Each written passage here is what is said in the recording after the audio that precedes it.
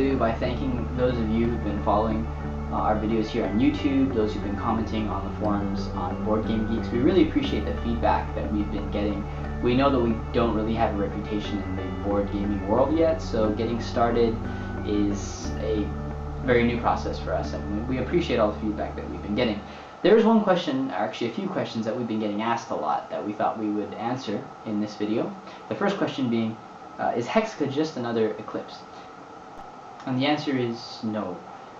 Games like Eclipse or Twilight Imperium are very popular games of the 4X category.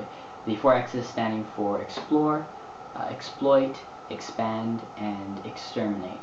Well, these games are typically modeled after really popular strategy computer games that have been around since the 90s all the way up until now. Games like StarCraft, Age of Empires, Civilization, etc. With HEXICA, we were never wanting to design something that was quite as epic in scope as a computer game.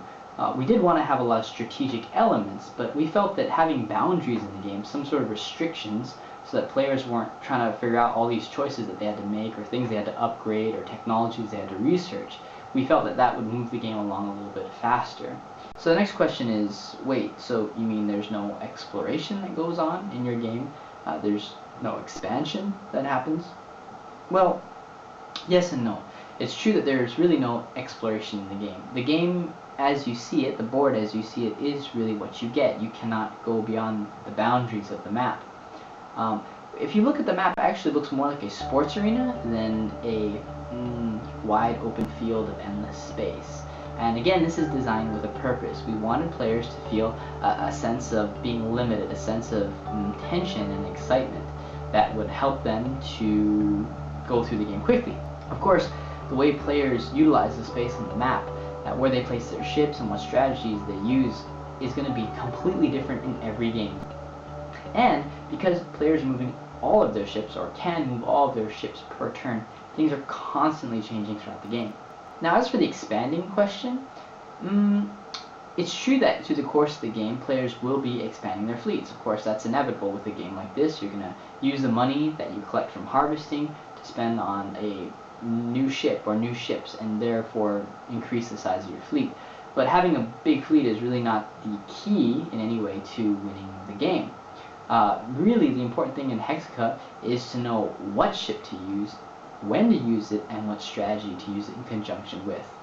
So the next question, or the next statement, maybe some players feel that HEXICA seems a little too simple for them and their game team.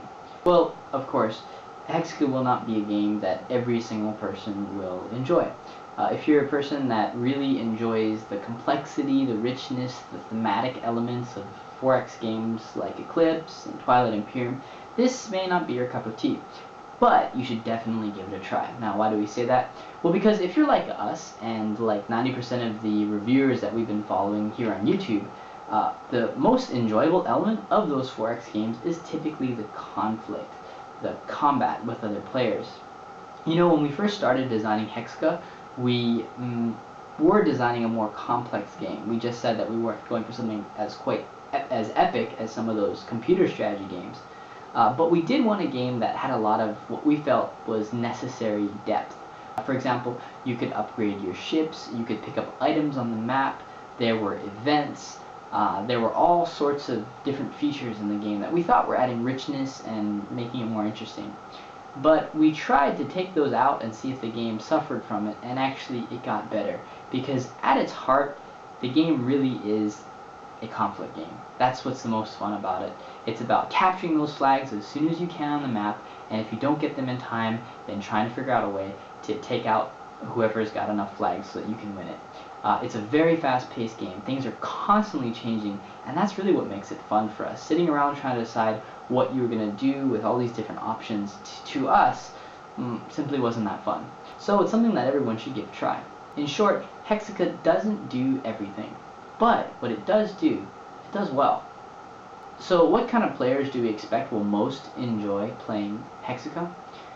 Well, although we did want a strategy game, we wanted a game that would be a lot of fun for players that could keep coming back to it and trying to revise their strategies and trying to find the ultimate strategy to win most of the games they played. We did also want a game that maybe younger players could get interested in. We recognize that a lot of the gamers out there that are buying these games are those that have families, maybe young children at home, children as young as in their early teens or even younger than that. And we actually tried testing the game with some younger players, our youngest tester being 8 years old. Actually, he enjoyed it. He got a very quick grasp on what the gameplay was all about, how to use his ships, what kind of strategies to use.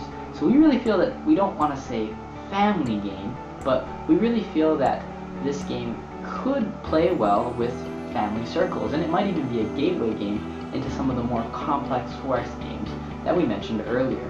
Thank you for watching this video about HEXICA. We hope that you can play it soon.